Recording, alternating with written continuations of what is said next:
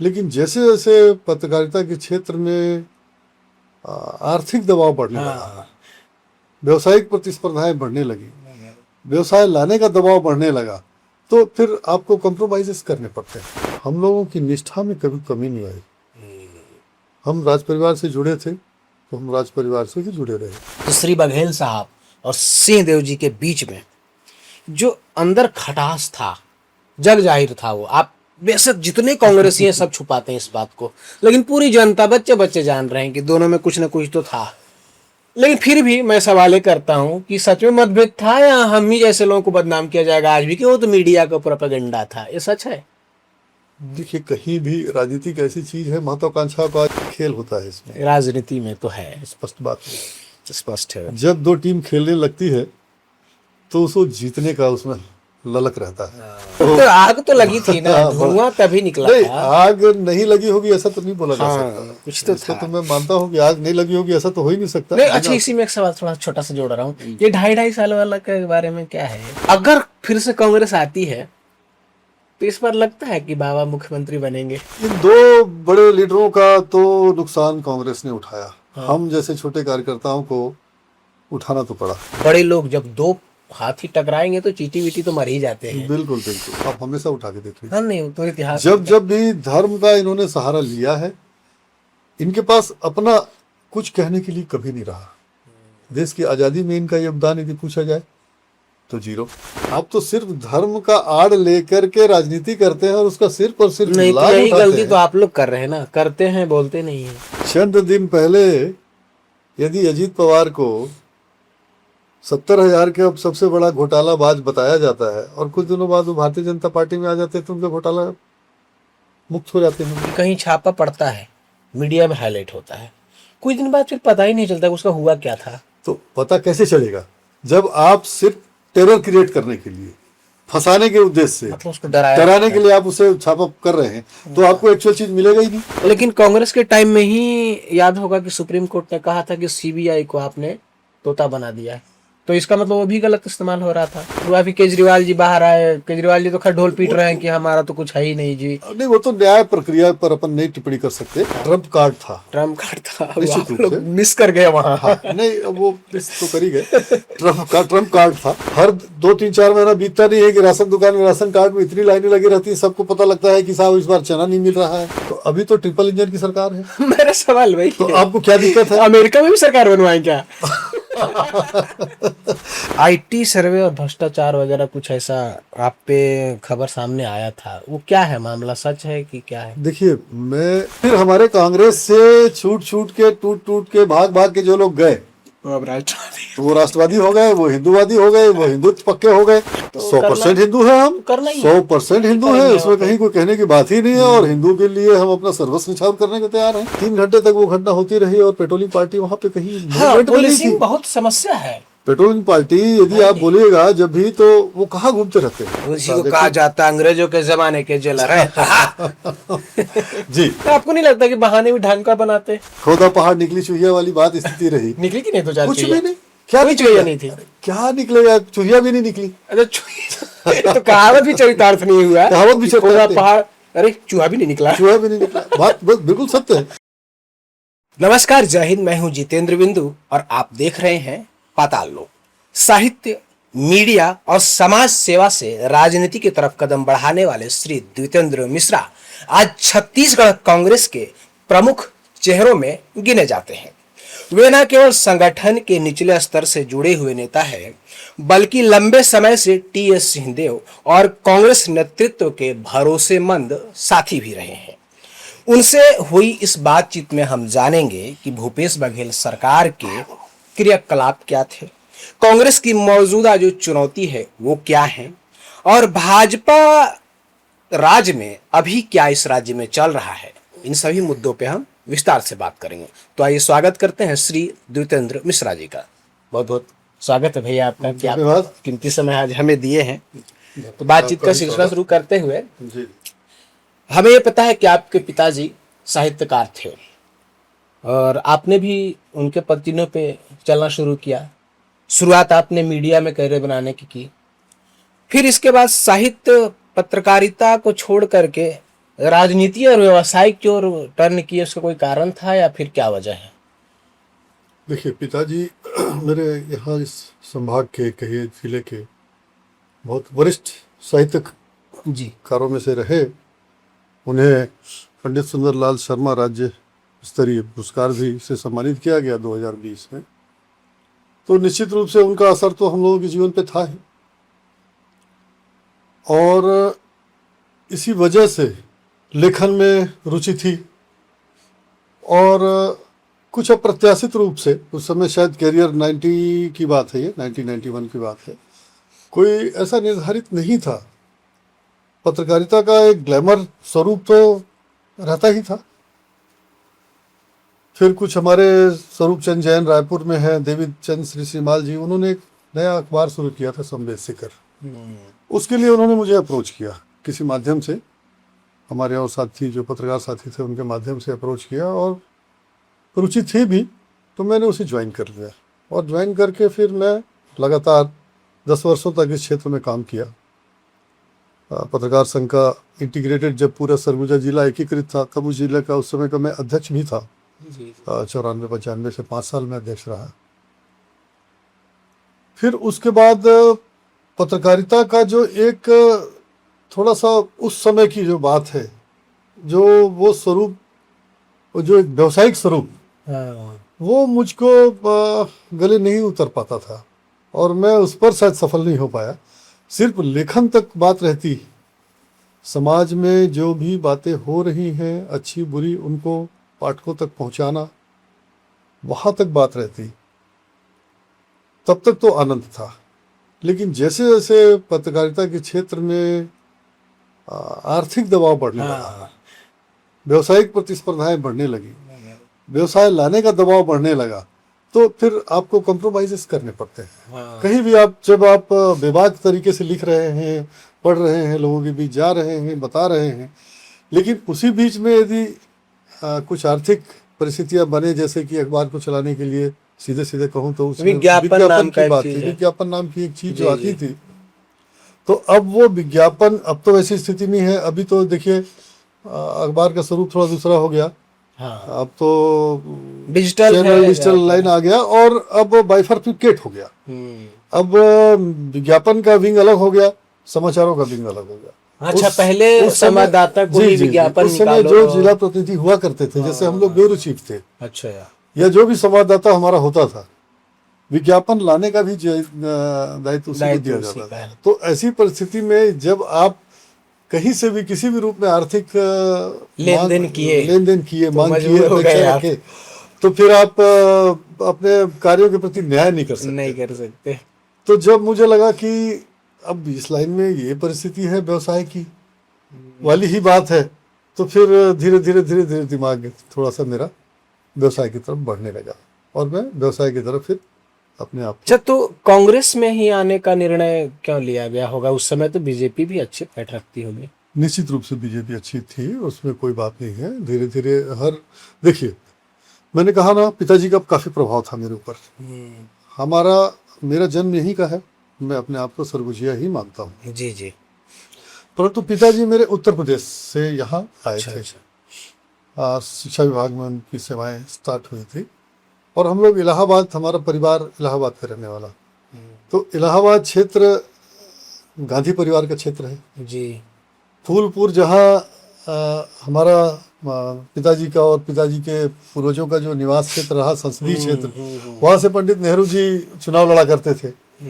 तो उसका जो एक असर परिवार में था, तो वो बातें भी पिताजी से सुनते आते थे, और वो लगातार कांग्रेस की उपलब्धियों को, कांग्रेस की सेवाओं को, देश को आज़ाद कराने की बातें हो, चाहे कांग्रेस का गरीबी हटाओ का जो भी उनका योगदान रहा, इस देश को बनाने में जो योगदान रहा, लगातार परिवार से जो सुनते रहे, तो ऐसा लगा कि नहीं, कांग्रेस ही अच्छी पार्टी है, और कांग्रेस में ही फिर अपन आगे काम करते चले गए।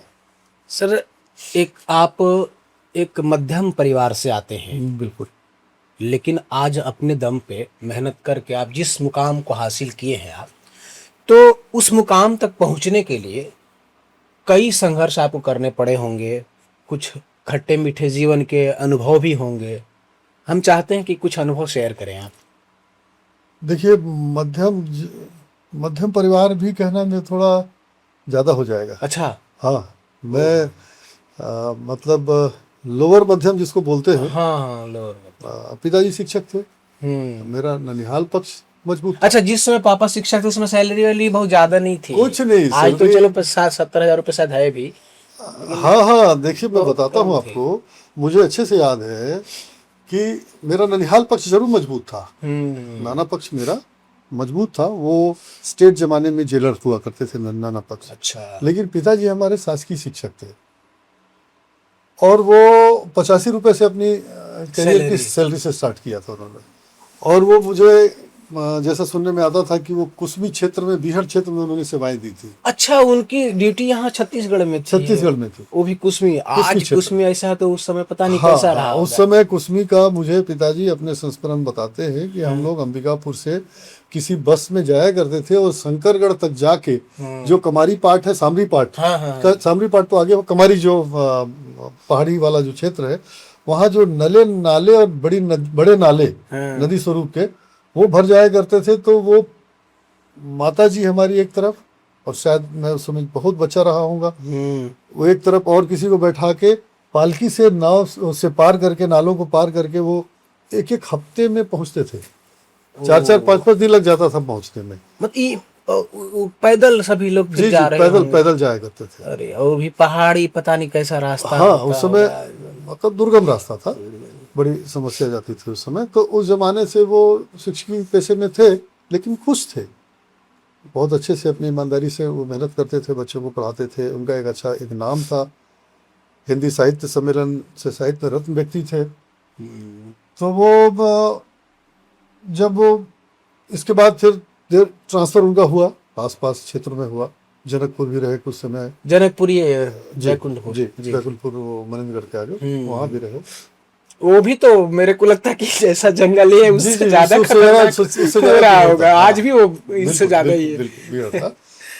तो उसके बाद जब वो यहाँ अंबिकापुर के नजदीक सेदम और बतौली में वो पोस्टेड थे, तो आप विश्वास करेंगे, प्रतिदिन 10 बजे के विद्यालय के लिए वो साइकिल से सेदम जाते थे। बतौली से भी 5 किलोमीटर आगे है। 35-40 किलोमीटर जी, प्रतिदिन 35 किलोमीटर एक साइड जाते थे और शाम को 4:30 बजे विद्यालय की छुट्टी के बाद रात के 7 बजे, 7:30 बजे, 8 बजे तक वो अंबिकापुर लौटते थे। पहले के लोग अपने काम इतना मेहनत करते थे और वेतन 85 से बढ़ के 110 रुपए हो गए थे, 135-40 रुपए हो गए थे। वैसे में वो अपने बच्चों को भी पढ़ा रहे थे, परिवार को चला रहे थे। अच्छा, उस समय अंबिकापुर एकदम छोटा रहा होगा। बहुत छोटा, एक ग्रामीण क्षेत्र जैसा, मतलब बहुत छोटा सा नगर, बहुत ही छोटा नगर था।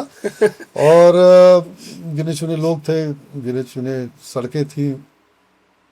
तो वो चीज, वो संघर्ष में देखते आया था। अच्छा, उस समय आप तो संभाल रहे इतना हो संभाल लिया था। मैं सेदम में भी 1-2 साल पढ़ाई किया उनके साथ रह के। तो वो समय से मैं उनके संघर्ष को देखता चला आ रहा था। फिर जब से थोड़ा बड़ा हुआ तो हमारा जो निवास वर्तमान में आज भी वहीं है, 50-60 सालों से, 70 सालों से वहीं है, किसान राइस मिल के पास, मनेन्द्रगढ़ रोड पर। वहाँ अग्रवालों की बस्ती है। हाँ। तो अग्रवाल साथी मेरे बहुत थे, अग्रवाल बच्चे, अग्रवाल लड़के, जो व्यवसाय, उनका मूल धर्म व्यवसाय ही रहता था। अब तो अग्रवाल बहुत सारे दूसरे क्षेत्रों में बहुत आगे हैं, लेकिन उस समय मूलतः व्यवसाय ही था। तो मेरा परवरिश कहिए, उनके साथ खेलना, उठना, बैठना, कूदना सब उनके साथ होता। अच्छा, शिक्षा वो मिल रहा था। हाँ, तो एक तरह से व्यवसाय की, एक तरह से व्यवसाय के प्रति रुझान बढ़ता गया, मेरा थोड़ा बढ़ता गया। अच्छा, कांग्रेस में आपकी जो पहचान है वो श्री टी.एस. सिंहदेव जी के करीबी सहयोगी के रूप में है। यह जुड़ाव कैसे हुआ उनके साथ? कोई ऐसी घटना अगर याद आती हो?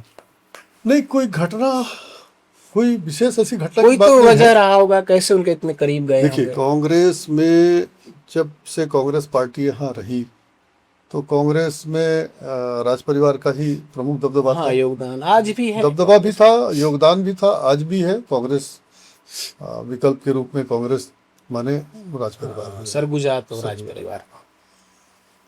लेकिन सिर्फ यही वजह नहीं थी हाँ, कि वो वही वजह महत्वपूर्ण जानना है, था। हाँ वो महत्वपूर्ण है या उनका दबदबा था, इस कारण से नहीं। मैं तो कॉलेज में जब आया था शुरुआत में, तो कॉलेज के इलेक्शन, एक दो छोटे छोटे इलेक्शन जैसे क्लास कैप्टन का और काउंसिल मेंबर वगैरह का मैंने उसमें फाइट किया था और बहुत अच्छे मतों से जीता भी था।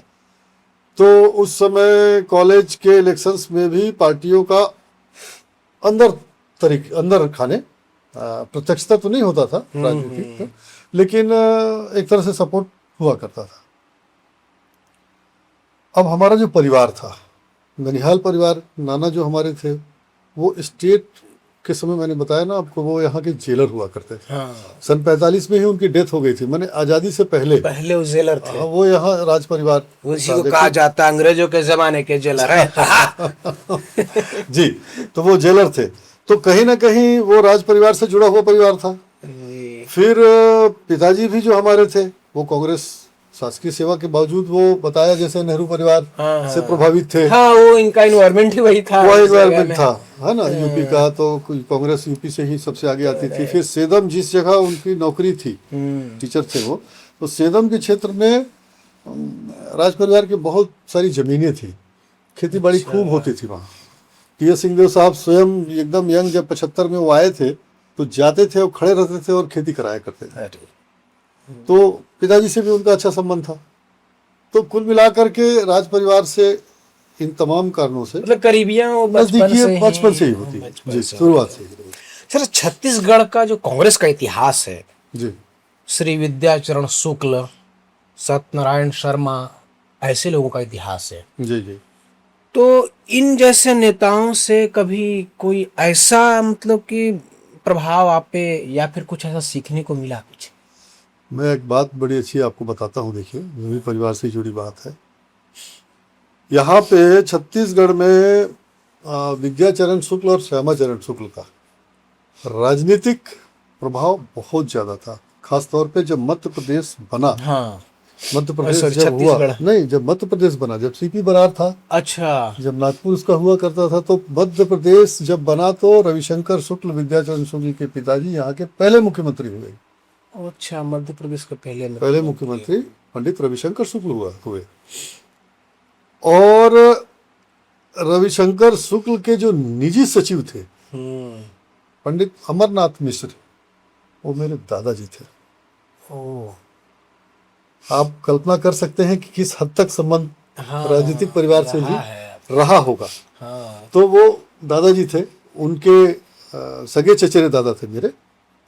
उनका परिवार अभी भी रायपुर में है। उनके बेटे चीफ इंजीनियर होकर रिटायर हुए, वो हैं रायपुर में। उनका नाती अभी भी एक है, वो कांग्रेस का महासचिव है अभी देश का, और ऑल इंडिया कांग्रेस का सचिव रहा, और हमेशा वो प्रभारी विभिन्न राज्यों का होता रहा। खैर, तो विद्याचरण शुक्ल का तो पंडित रविशंकर शुक्ल के वजह से एक लेगेसी थी। वो परिवार, श्यामाचरण शुक्ल जी मुख्यमंत्री रहे, उनका एक प्रभाव रहा पूरे छत्तीसगढ़ इस रीजन में। और मध्य प्रदेश में वो केंद्रीय मंत्री हुआ करते थे, और श्यामाचरण शुक्ल राज्य के उसमें हुआ करते थे। इसके बाद जब राजनीति में माननीय अर्जुन सिंह स्वर्गीय, उनका प्रादुर्भाव हुआ, तो कहीं ना कहीं एक उस समय की कहावत होती थी, ठाकुर लावी और पंडित लावी। हाँ, मुझे लगता है अभी भी तो चल रहा है। अब तो वैसी बात अभी भी ज्यादा शहर नहीं में है, नहीं के बराबर है अब तो, लेकिन उस समय चरम पर था। तो वो स्वाभाविक रूप से अर्जुन सिंह के साथ सिंह साहब लोग ज्यादा जुड़े थे, शुक्ला जी के साथ ब्राह्मण लोग ज्यादा जुड़े हुए थे। उसका खामियाजा भी कई बार उठाना पड़ता था पंडितों को। लेकिन मेरा जो आप बोलते हैं राज परिवार या शुक्ल विद्याचरण शुक्ल के प्रभाव, इतने के बावजूद भी हम लोगों की निष्ठा में कभी कमी नहीं आई। हम राज परिवार से जुड़े थे, तो हम राज परिवार से ही जुड़े रहे। विद्याचरण शुक्ल से भी चाहते तो उस समय बहुत ज्यादा जुड़ सकते थे। हाँ, दादाजी थे पहले से तो, लेकिन बावजूद कभी ऐसी मन में ऐसा कोई ख्याल ही नहीं आया, कभी ख्याल नहीं आया कि हम उस संबंधों का लाभ उठाएं या किसी भी रूप में हम वहाँ नजदीकी बढ़ाएं। हमारा राज परिवार से संबंध था, हम उसको निभाते चले आए। अच्छा, आप कांग्रेस संगठन में जी, शहर में, ब्लॉक में, जिले स्तर पर कई पदों पर रहे। अभी कभी मन में ये नहीं आया कि जिले की जिम्मेदारी मुझे मिले? अब जिले की जिम्मेदारी देखिए, प्रदेश महामंत्री के नाते, प्रभारी होने के नाते दूसरे दूसरे जिलों का तो रहा ही है। कोरिया का रहा है, कोरबा का रहा है, अभी भी हूँ मैं प्रभारी। अपने जिले की बात, जहाँ तक जिम्मेदारी की बात है, तो अब ये नेतृत्व के निर्णय की बातें होती है। नेतृत्व तो जिसको उचित समझता है उसको देता है जवाबदारी। हम उस योग्य नहीं है या मन में नहीं रहे, ऐसी कोई बात नहीं है, लेकिन नेतृत्व सर्वोपरि है। नेतृत्व ने यदि समझा होता, ये जवाबदारी दी होती, नेतृत्व ने उसके लायक हो सकता है नहीं समझा होगा, इसलिए नहीं दी जवाबदारी। तो कोई बात नहीं है, जो हमें जवाबदारी मिली है उसको निष्ठापूर्वक करते चले आ रहे हैं। कांग्रेस का सिपाही है और यहाँ बिल्कुल खड़ा। करते आ रहे हैं, करते चलेंगे, करेंगे। अच्छा सर, थोड़े से अब हम कड़वे सवाल की ओर चलेंगे। बिल्कुल बिल्कुल, स्वागत है भूपेश बघेल सरकार जो पिछली 5 साल की रही, जी। आप खुल के उस पर आप बात करें कि कुछ अच्छे काम जो आपको दिखते हैं कि बहुत अच्छा था, किसी क्षेत्र में उन्होंने बहुत अच्छा किया, लेकिन कुछ क्षेत्र तो ऐसे हर इंसान से होता है कि गलत हो जाता है, कि लगता है कि ये फैसला गलत था। तो आपको ऐसा कुछ लगता है कि अच्छे भी बताएं, और मैं चाहता हूं कि बुरे जो हैं वो भी बताएं। भूपेश सरकार मैंने उस समय पिछले बार की कांग्रेस सरकार, भूपेश जी का जो कार्यशैली था वो बहुत आक्रामक कार्यशैली है, इसमें कहीं कोई दो मत नहीं है।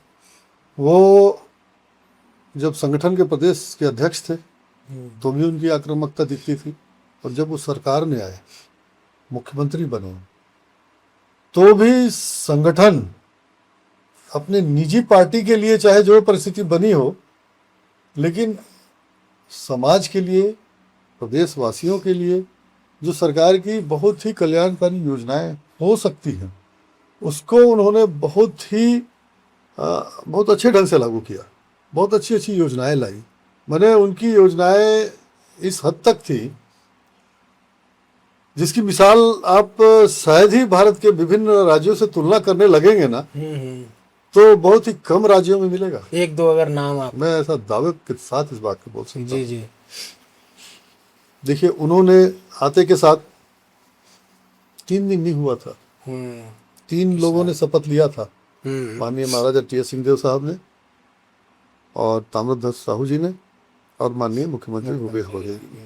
इन्होंने 4 घंटे के अंदर अंदर सारे किसानों के कर्जे माफ कर दिए थे।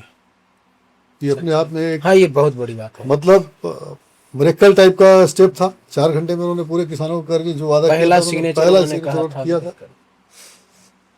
इसके बाद किसानों के हित की यदि बात करें तो उन्होंने ही, जहां 1800 कुछ रुपए प्रति क्विंटल धान का समर्थन मूल्य था, और 300 कुछ रुपए बोनस के रूप में मिलता था, और वो भी बाद में मिलता था, उसको प्रति वर्ष बढ़ाते बढ़ाते बढ़ाते वो करीब 2600 से 2800 के बीच वो अपने कार्यकाल में ही ले आए थे।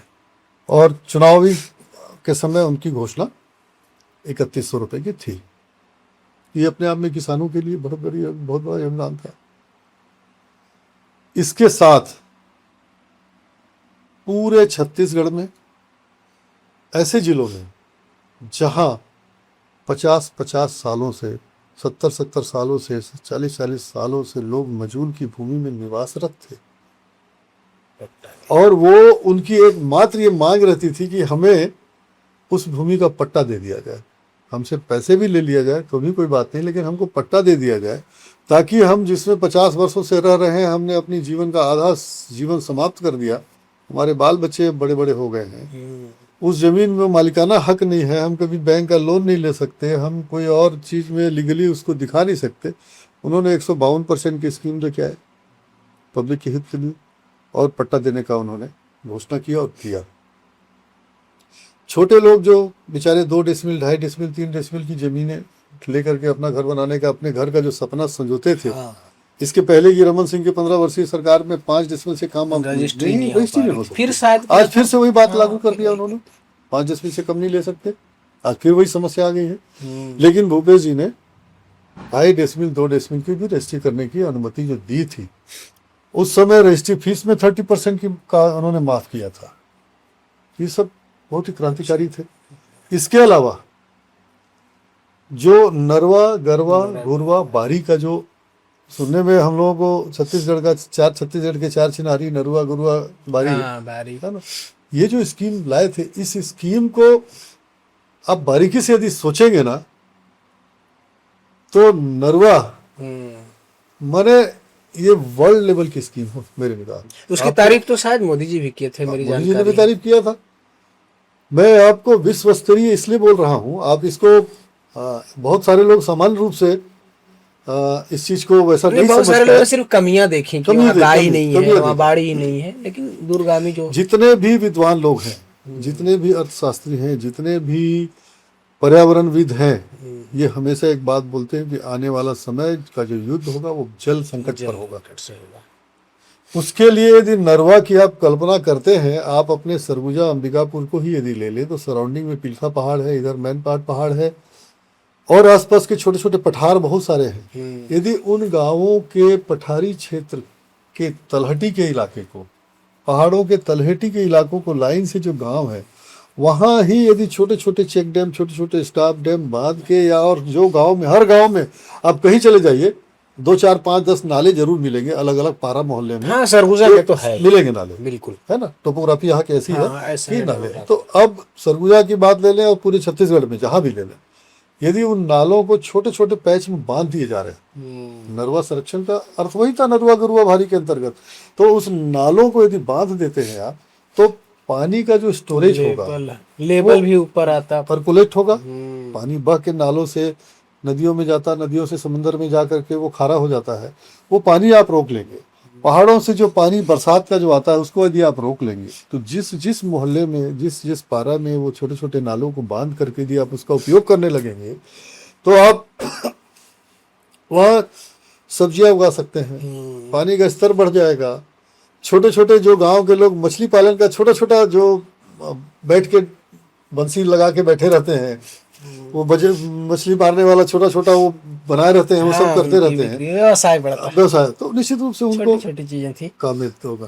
तो ये तो सर तारीफ की बात हो गई। मैं चाहता हूं कि आप ऐसी चीजें बताएं। मैं ये नहीं कहता कि आप सीधा, आप चूंकि आप उसी पार्टी से संबंधित व्यक्ति हैं तो आप विरोध तो नहीं करेंगे, लेकिन कुछ चीजें ऐसी होती हैं कि जो लगता है कि इसमें थोड़ा बदलाव हो सकता था। कोई ऐसा कुछ आपको याद आता है? देखिए, इसी तरह के उनके टाइम पर इतनी सारी योजनाएं थी। श्रमिकों का उन्होंने तेंदुपत्ता का सीधे 4300 रुपये प्रति मानक बोरा कर दिया था। इसके साथ ही वर्षों से एक मांग रहती थी, कोटवार हैं गांव के, जो पूरे गांव में पुरानी पद्धति को आज भी जीवित रखे हैं, प्रचार प्रसार का काम करना, वो वहाँ के लोकल लोगों को सूचना देना।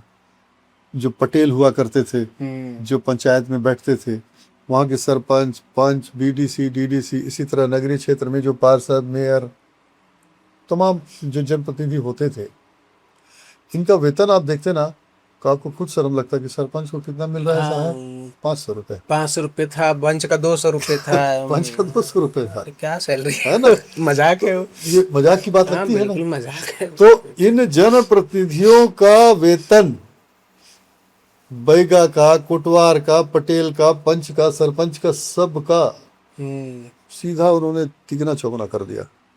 उनकी तकलीफों को समझा, उन्होंने सीधे सरपंच का 5000 कर दिया। सरपंच का हालांकि अभी भी बहुत कम है, अभी भी कम है, लेकिन आप सोचिए 500 से 5000 हुआ। 500 से 5000 एक शून्य। हम लोग पार्षद रहे हैं, 6500 रुपये रेमुनरेशन था, सीधा उन्होंने 15000 कर दिया। पार्षद निधि 3 लाख मिलती थी, उसको उन्होंने 4 लाख किया। तो एक बात, मतलब एक विकास का जो सोच था कि जनप्रतिनिधियों को भी अवसर मिले। तो मतलब आप ये कहना चाहते हैं कि चल अच्छा रहा था। एक तो कोरोना भी 2 साल थोड़ा डिस्टर्ब किया मेरे को लगता है उनकी सरकार को, क्योंकि उन्हीं की सरकार में कोरोना भी रहा। जी, जैसे ही सरकार बनी वैसे ही कोरोना का अटैक हुआ, विश्व में भी हुआ। ये तो हम जैसे लोग भी समझते हैं इस बात को, हम लोग भी, कि दिक्कत तो हुई होगी।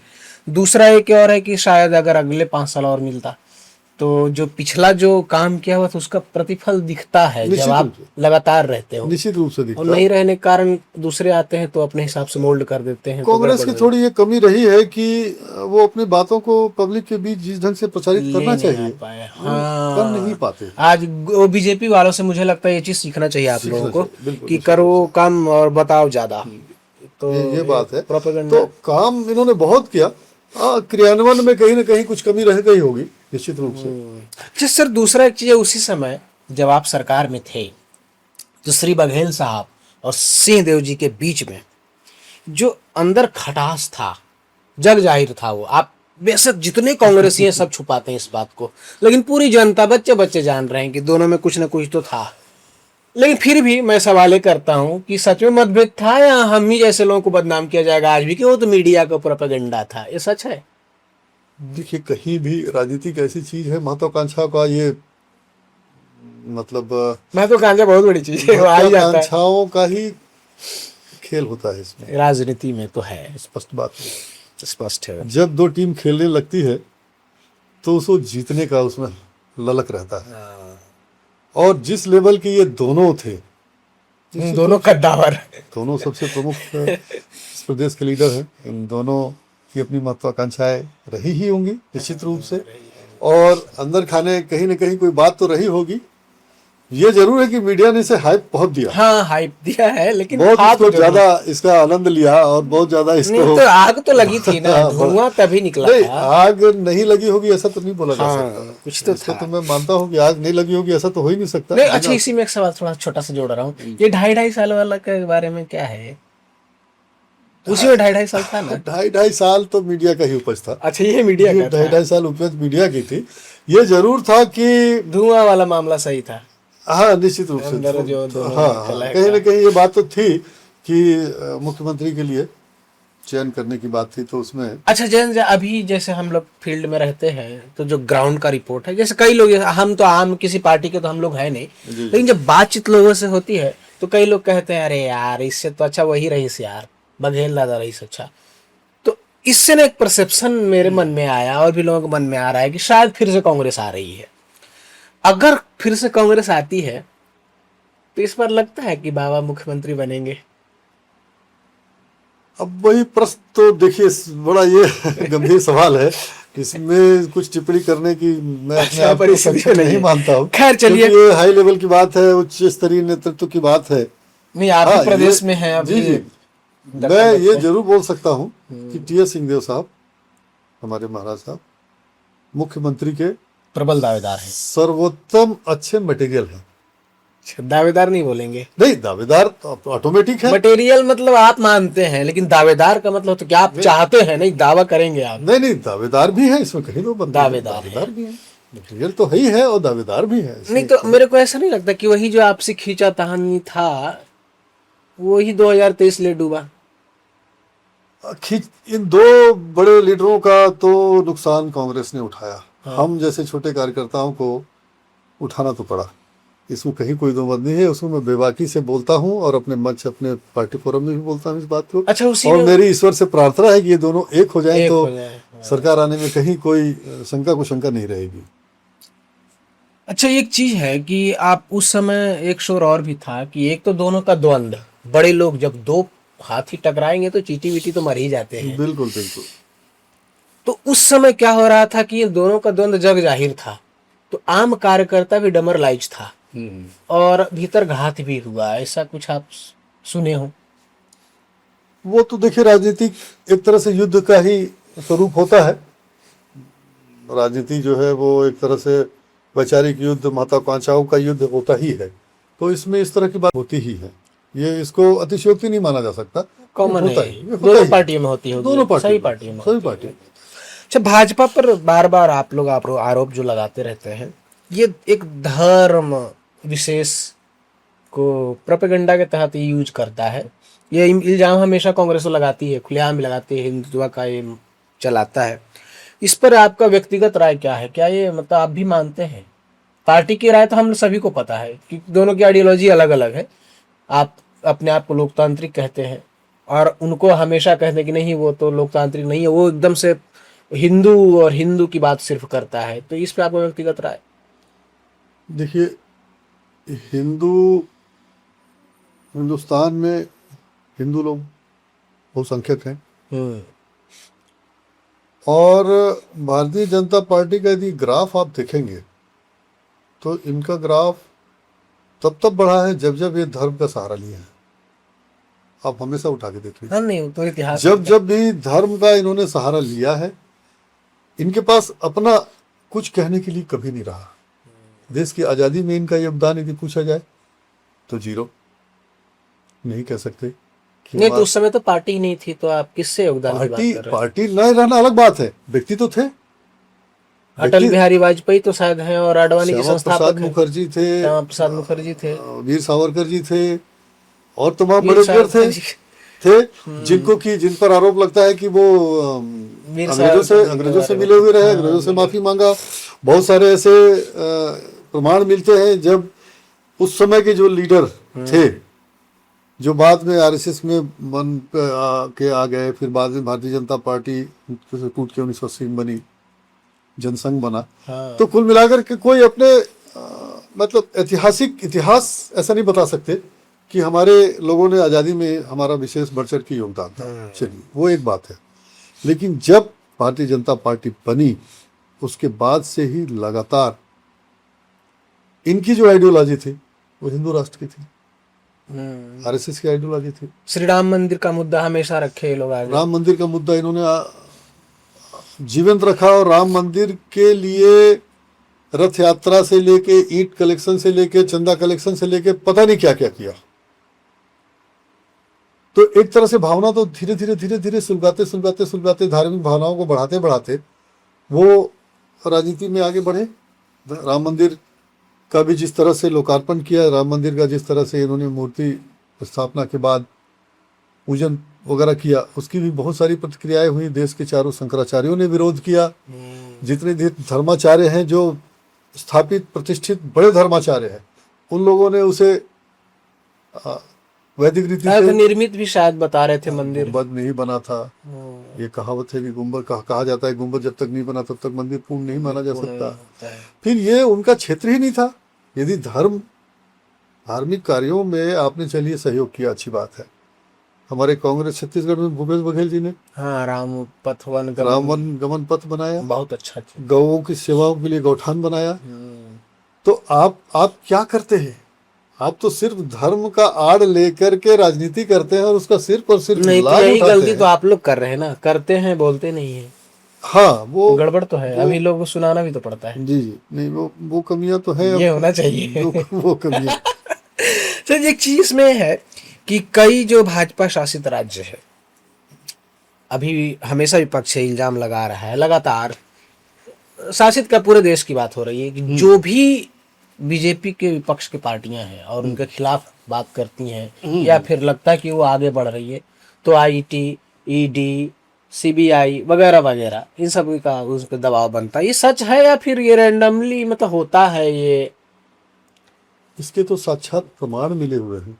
हाँ, पूरे देश में चंद दिन पहले यदि अजीत पवार को 70,000 के अब सबसे बड़ा घोटालाबाज बताया जाता है, और कुछ दिनों बाद वो भारतीय जनता पार्टी में आ जाते हैं, तो उनका घोटाला मुक्त हो जाते हैं।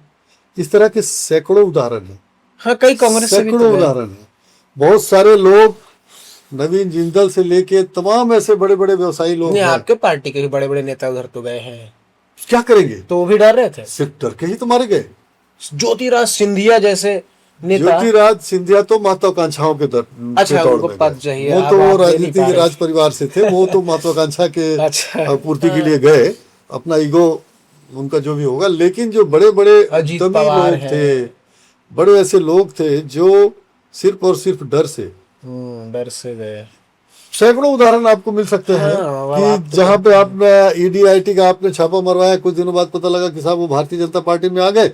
इसके लिए बहुत अच्छा बना भी दिया गया था कि वॉशिंग मशीन में आ जाइए बीजेपी के। लेकिन अच्छा, एक आप भूल जाएंगे। मन में ये सवाल हम लोग का भी आता है कि कहीं छापा पड़ता है, मीडिया में हाईलाइट होता है, कुछ दिन बाद फिर पता ही नहीं चलता उसका हुआ क्या था। तो पता कैसे चलेगा जब आप सिर्फ टेरर क्रिएट करने के लिए, फंसाने के उद्देश्य से, मतलब उसको डराने के लिए आप उसे छापा कर रहे हैं, तो आपको एक्चुअल चीज मिलेगा ही नहीं।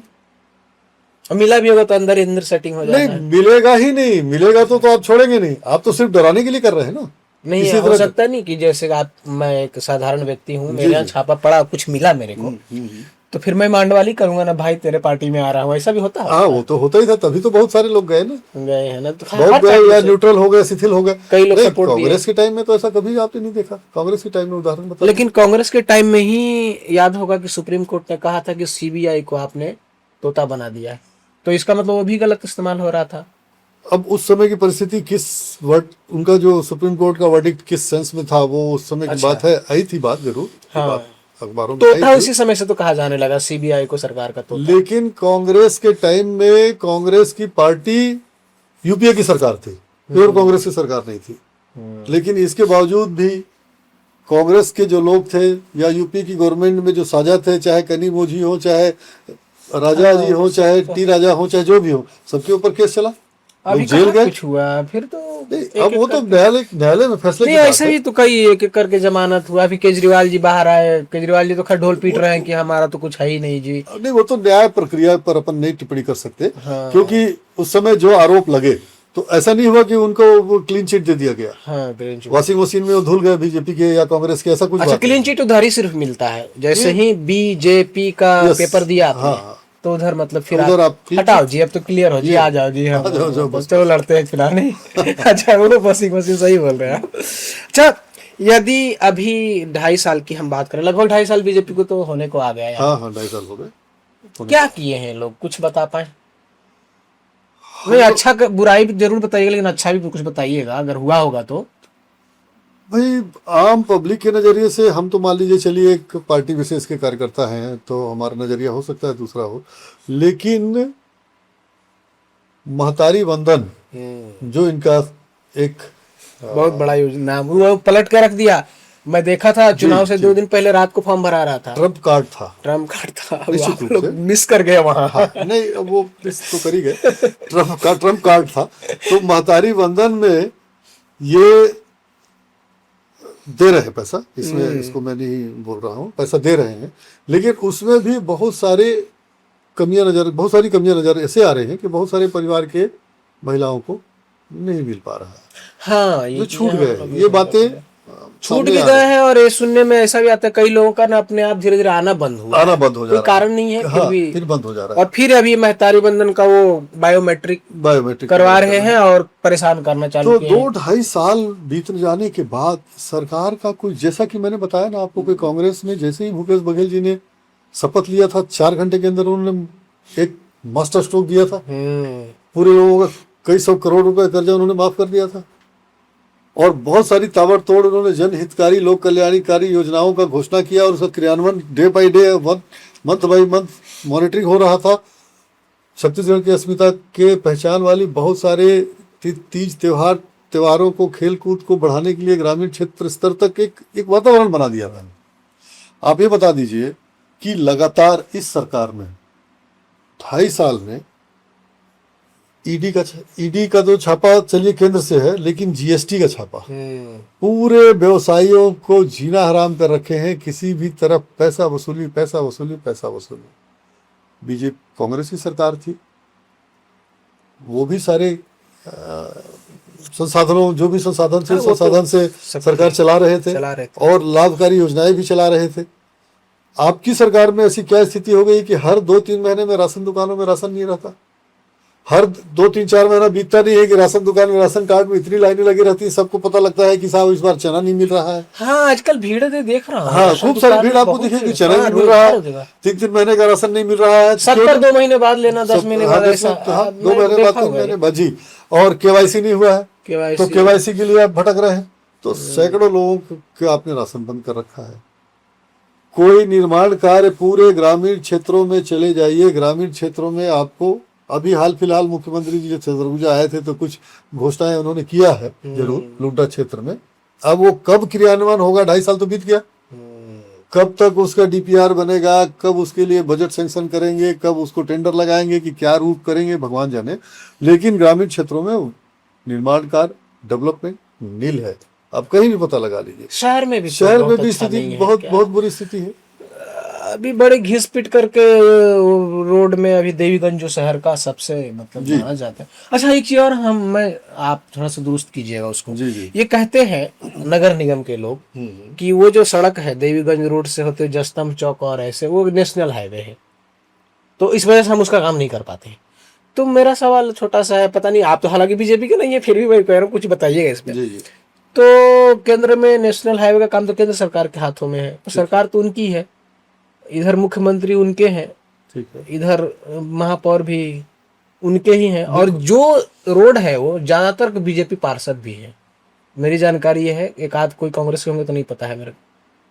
किसका मतलब इंतजार कर रहे हैं वो? देखिए, इस बात में सत्यता है कि वो सड़क एनएच है एनएच है, ठीक। बीच में कुछ सड़क पीडब्ल्यूडी की भी है। हम लोग उसी में। हाँ, सदर रोड की जो सड़क है वो पीडब्ल्यूडी की है। अच्छा जी। देवीगंज रोड एनएच के अंतर्गत है। लेकिन हम भी निगम में रहे हैं। हाँ। उस सड़क के आजू बाजू जितने भी रहवास हैं, नगर निगम उसे संपत्ति कर नहीं ले रहा है क्या? हाँ ये भी तो मुद्दा है। आप संपत्ति कर नहीं ले रहा ले तो है, रहे हैं, समेकित कर नहीं ले रहा है क्या? सब कुछ तो ले रहे हैं। सारे जब आप वसूली उनसे टैक्स के रूप में वहां के रहवासियों से ले रहे हैं, आप पूरी सड़क को टेंडर करके नया नहीं बना सकते क्योंकि एनएच की सड़क है। तो अभी तो ट्रिपल इंजन की सरकार है। मेरा सवाल भाई, तो आपको क्या दिक्कत है? अमेरिका में भी सरकार बनवाएं क्या? ट्रिपल इंजन की सरकार है तो इनको तुरंत तो कर देना चाहिए। अच्छा मान लीजिए, क्या गड्ढे भरवाने में भी इनको दिक्कत आ रही है? गड्ढे भी भरे हैं थोड़े मोड़े ऐसे ना कि कमर दुख जा रहा है। वो तो मेरे को लगा ठीक था, तो गड्ढा था तो मेरे कलेक्टर को सेक्टर दिखता से, माइनिंग फंड से, था। मेयर के फंड से, कहीं से भी आप चलने लायक तो बना सकते हैं। अच्छा एक चीज और आपसे सवाल पूछना था, आप चूंकि निगम में रहे हैं, महामाया चौक से बंगाली चौक का जो रास्ता है, जो जिसमें शहर के सबसे बेहतरीन और पुराने स्कूल, मल्टीपर्पज कन्या स्कूल, नगर पालिका स्कूल, शहर के वो चीज जो पता नहीं कितने नेता कितने अधिकारी दिया हुआ होगा, वो तीनों स्कूल, वो स्कूल इसमें है, गुरुद्वारा। तो उसमें देखेंगे कि चिप्पी तक नहीं लगाए हैं, जो उसको मैं तो चिप्पी बोलता हाँ हूँ। हाँ, नहीं, पैच वर्क करना चाहिए था। बुरा हाल है वो महामाया चौक पे ही। तो क्या वो भी एनएच है? तो वो एनएच नहीं है, पीडब्ल्यूडी है। तो उसमें फिर क्या प्रॉब्लम? पीडब्ल्यूडी, वही तो बात है ना, राज्य सरकार तो आपकी है। और अभी तो राज्य सरकार की बात छोड़िए, तीनों सरकार आपकी है। आपको नहीं लगता कि बहाने भी ढंग का बनाते? मेरे को ऐसा लगता है कि ढंग का बिल्कुल, ये सिर्फ और सिर्फ उपेक्षा की बात है, जिम्मेदारी से भागने की बात है, टालमटोल की बात है। इसी का परिणाम है कि पब्लिक इस चीज को, कष्ट को भोग रही है।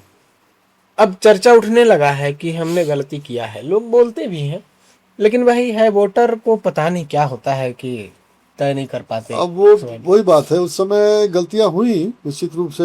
हमारी पार्टी में संगठन की जो अपेक्षाएं थी, हो सकता है उसका आपसी असर द्वंद हुआ, बहुत नुकसान किया और है। आपसी द्वंद का भी कारण था। फिर जितने भी 9 मंत्री व्यक्तिगत रूप से मंत्री जी लोग हार गए। हाँ, तो वो भी एक जैसा सोचनीय विषय है कि व्यक्तिगत रूप से कुछ कारण रहे होंगे। बहुत बड़ा डैमेज है ना कि मंत्री हार रहे हैं। अच्छा कुछ दिन पहले आपसे संबंधित जी, आईटी सर्वे और भ्रष्टाचार वगैरह कुछ ऐसा आप पे खबर सामने आया था, वो क्या है मामला, सच है कि क्या है? देखिए, मैं बहुत ही संघर्षों से आगे बढ़ा हूँ।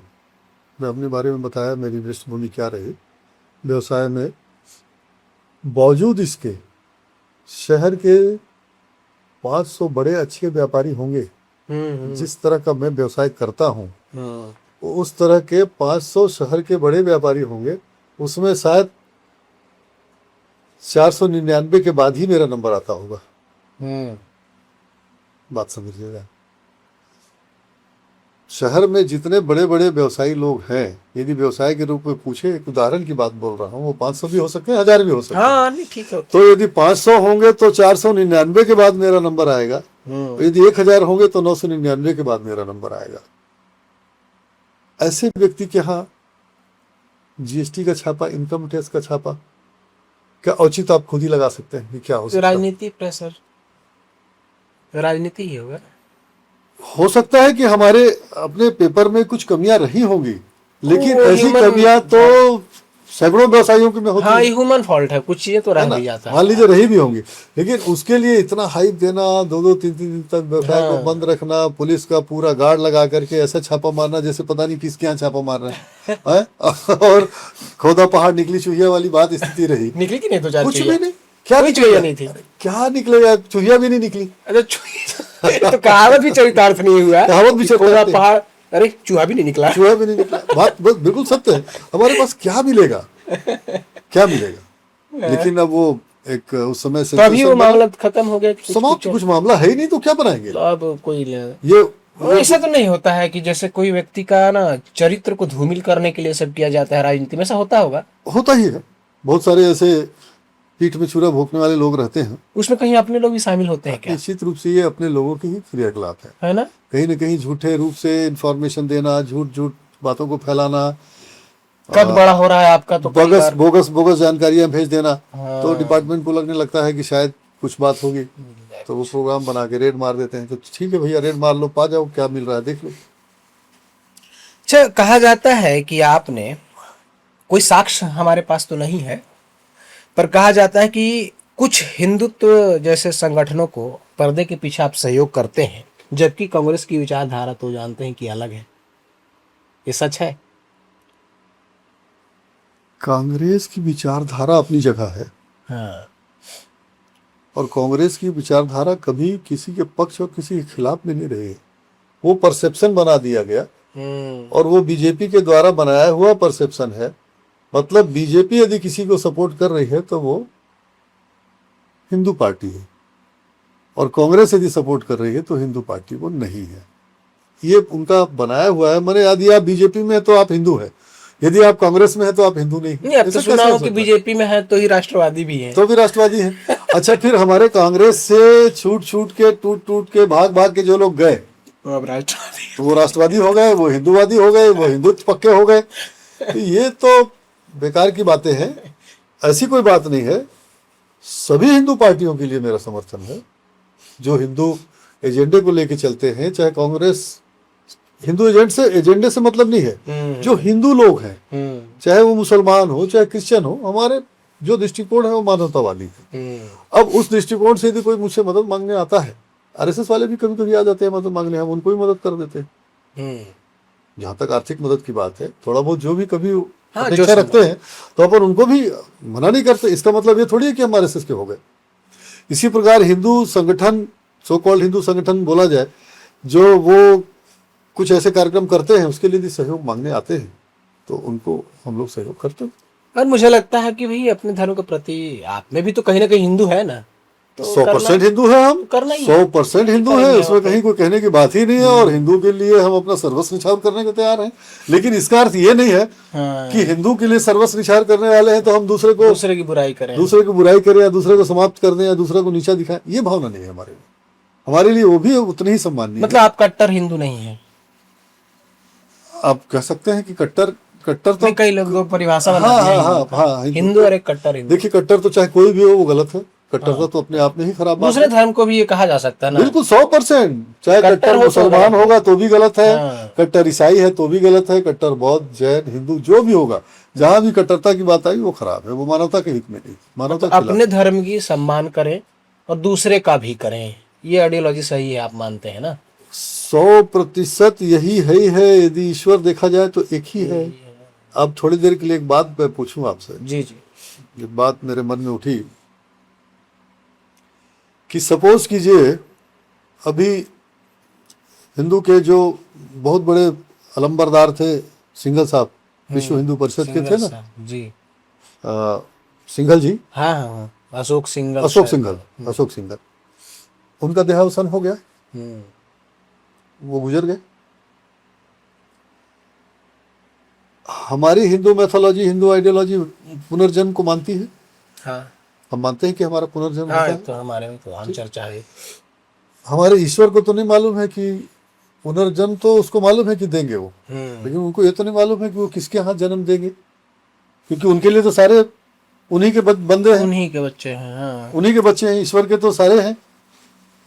तो यदि मान लीजिए अशोक सिंघल जी का जन्म असदुद्दीन ओवैसी के यहाँ हो जाए, हाँ, तो कैसे होगा फिर? अरे बहुत सिंघल जी के लिए लफड़ा हो जाएगा ये।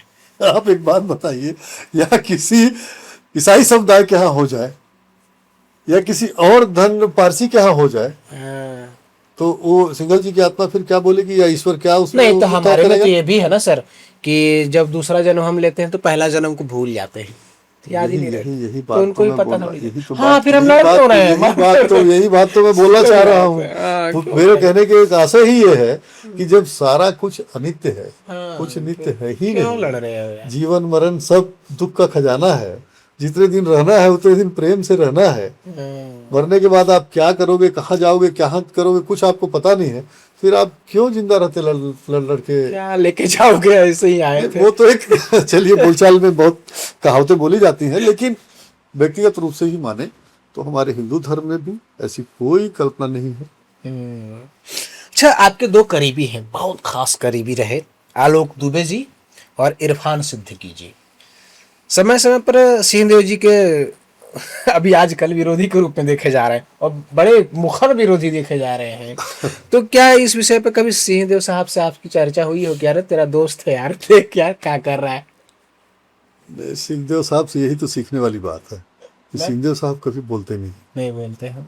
बहुत ही ज्यादा वो संयम रखते हैं और बहुत ही ज्यादा पेशेंस रखते हैं। वो कभी उन्होंने इस तरह की बात तो कभी मुझे बोला नहीं, कभी नहीं बोला। स्कूल कॉलेज के ज़माने से मित्रता रही और सिद्दीकी पर अभी तो अब वर्तमान में तो अभी की जो नई कार्यकारिणी बनी है उसमें तो सिद्दीकी जी हमारे मित्र जो है वो जिला कांग्रेस के उपाध्यक्ष बनाए गए हैं। तो सिंहदेव साहब की कृपा से ही बनाए गए, महाराज साहब की कृपा से ही बनाए गए। तो उन्हीं ने बनाया है। तो एक समय ऐसा जब था कि सिद्दीकी जो परिवार है वो सिंहदेव साहब के परिवार स्वर्गीय महाराज एम.एस. सिंहदेव साहब के ज़माने से, राजमाता देवेंद्र कुमारी जी के ज़माने से, टी.एस. बाबा साहब जब राजनीति में नहीं आए थे उस ज़माने से सिद्दीकी परिवार पैलेस का, राज परिवार का बहुत ही करीबी था। कालांतर में कुछ मतभेद हुए होंगे, कुछ बातें हुई होंगी जिसकी वजह से दूरियां बढ़ती गई, लेकिन उस समय सिद्दीकी परिवार से हमारे बहुत अच्छे संबंध थे, तो राज परिवार से भी स्वाभाविक रूप से थे। अब वो मित्रता थी, लेकिन राजनीतिक जहाँ तक निष्ठा की बात है, मैं तो जब ये बता रहा हूँ कि रविशंकर शुक्ल और विद्याचरण शुक्ल के परिवार से हमारा ऐसा नाता था, जब हम उस जमाने में वहाँ जा सकते थे आप। हम अपना जो भी हमारा स्थान रहा, वो कोई विशेष स्थान कभी राज परिवार में वैसा नहीं रहा जैसा लगता है, वो तो ज्यादा नहीं है, लेकिन फिर भी जितना है उतने को हम हमेशा बना के रखते थे। अच्छा, अब हम अंतिम चरण की ओर जा रहे हैं। अभी हाल ही के दिनों में इस शहर में क्राइम है, ऐसी ऐसी घटनाएं हुई हैं जो सरगुजा के लोग तो शायद सुनते नहीं होंगे आज से 10 साल पहले। तो इस पर आपका क्या कहना है कि कैसे हो रहा होगा या फिर कहाँ फेल हो रहे हैं? ये 100% सरकार का फेल्योर है। जो आपने बात छूट गई थी उस समय, बात दूसरा सिलसिला चल गया। 2.5 साल की सरकार में भी सबसे ज्यादा कोई चीज खराब हुआ तो लॉ एंड ऑर्डर खराब एकदम सत्यानाश है ना। आपराधिक गतिविधियों का ग्राफ इतना ज्यादा बढ़ गया है पूरे छत्तीसगढ़ में, और महिला सुरक्षा तो इतनी बड़ी चुनौती हो गई है। अभी कल ही दुर्ग में एक 5 वर्षीय बच्ची के साथ एक घटना हुई है बलात्कार की। इसके पहले रायगढ़ में गैंग रेप का एक घटना बहुत बुरा हुआ था। हमारे यहाँ अपने यहाँ भी हो गए। अभी 2 अप्रैल को जो घटना हुई, पुलिस ने अभी पकड़ा, वो वैसे आदमी था। लेकिन इस तरह की जो घटना हुई ये तो मतलब अकल्पनीय घटना और वितृष्णा भर देने वाली घटना। 3 घंटे तक वो घटना होती रही और पेट्रोलिंग पार्टी वहां पे कहीं मूवमेंट में नहीं थी। बहुत समस्या है। पेट्रोलिंग पार्टी यदि आप बोलिएगा जब भी, तो वो कहाँ घूमते रहते हैं। तो लॉ एंड ऑर्डर की स्थिति इतनी ज्यादा खराब हो गई है, दुर्घटनाएं इतनी ज्यादा हो रही है, रोज दिन आप अखबार भरे रहते हैं मृत्यु से, दुर्घटनाओं से। तो कहीं ना कहीं चोरी, बलात्कार, स्नैचिंग, इस तरह की घटनाएं इतनी ज्यादा बढ़ गई, इस पर लगाम नहीं लगा पाने विफल हो गए हैं। और नशे का कारोबार तो इस बुरी तरीके से हावी हो गया है पूरे शहर में। आप अंबिकापुर में देख लेंगे तो शहर के विभिन्न चिन्हांकित जगह है, यहाँ खुलेआम सूखे और गीले नशे खुलेआम मिलते हैं। नहीं तो सरकार ही तो कह रही है कि शराब हर जगह खोलो। अभी तो नया खुला स्कूलों मंत्री जी के बगल में ही है। मंत्री जी के बगल में है, गांधी चौक पर है, दुर्गा मंदिर हाँ, के सामने अच्छा है। चौक। कई ऐसे अलंकार है उस हाँ, एक शराब चीज से सवाल, एक की दुकान के लिए। एक से जोड़ दे रहा हूँ इसमें मैं। जी जी। सरकार बीजेपी की, शराब की दुकान भी खोला बीजेपी, और वो कहता है कि मैं हिंदुत्व को बहुत ज्यादा आगे रखता हूँ, लेकिन वहीं हमारे यहाँ की देवी दुर्गा मंदिर, वही बात है इसको ना। क्या माना जाए? ये लोग दो पक्षी बात करते हैं देखिए, क्या? ये कथनी और करनी में हमेशा इनके अंतर रहा है। कहते कुछ है, करते कुछ है। लेकिन अब देश की जनता यदि भाव शून्य हो जा रही है, वो सिर्फ भावनाओं में बढ़ के, हालांकि देखिए इसका भी चरम आएगा। हाँ, आएगा। हर चीज एक का समय अंत तो है। इसका भी चरम आएगा। धीरे धीरे जादू उतर रहा है। लोग समझ रहे हैं कि ये सिर्फ और सिर्फ धार्मिक भावनाओं को भड़का के अपना उल्लू सीधा करते हैं। इनको जनमानस के हितों से एक औपचारिकता से ज्यादा मतलब नहीं। आने वाला जो समय है अब, उसमें आप खुद को कहाँ देखते हैं? जैसे 2-3 ऑप्शन में दे रहा हूँ, इसमें से कुछ बताइएगा आप। संगठन में, कोई पद में, या हम चाह देखेंगे कि कहीं से चुनाव लड़ते दिखेंगे आप? नहीं, चुनाव लड़ते दिखने वाली तो कोई परिस्थिति नहीं है। परिसीमन होगा।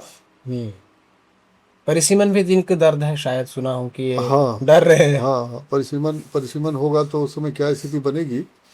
फिर भी मेरी भूमिका में अपने आप को संगठन का आदमी हूँ, शुरू से संगठन में काम करता रहा हूँ। मुझे संगठन में काफ़ी अच्छा लगता है। हालांकि 2 वर्ष के 2 कार्यकाल मेरे प्रदेश महासचिव के रूप में हो भी गए हैं। अब पार्टी जहाँ भी मुझे सेवा का अवसर देगी मैं करता रहूँगा, लेकिन संगठन में ही मैं अपने आप को ज़्यादा फिट महसूस करता हूँ। भैया, आपने मेरे सारे सवाल का जवाब दिया है, और उम्मीद करूंगा कि आगे भी ऐसे ही जब जरूरत मुझे आपकी पड़ेगी तो आप हमारे यहाँ जरूर आएंगे। जितेंद्र जी, बहुत बहुत आपका धन्यवाद, आभार। आपने ये योग्य समझा कि मुझे बुलाया, सवालों के योग्य समझा, इसके लिए कोटि कोटि आपका आभार। और निश्चित रूप से आप जब भी याद करेंगे, जिस रूप में याद करेंगे, हम हमेशा आपके एक सहयोगी के रूप में खड़े रहेंगे। धन्यवाद भैया। तो ये थे श्री द्वितेंद्र मिश्रा जी। उम्मीद है कि हमने जो सवाल इनसे किए उनके जवाब मुझे तो मिले ही हैं, आपको जरूर मिले होंगे। मैंने पहले भी कहा था कि कुर्सी वही रहेगी, लोग बदलते रहेंगे, इसलिए हमारे साथ बने रहिए। जय हिंद। धन्यवाद।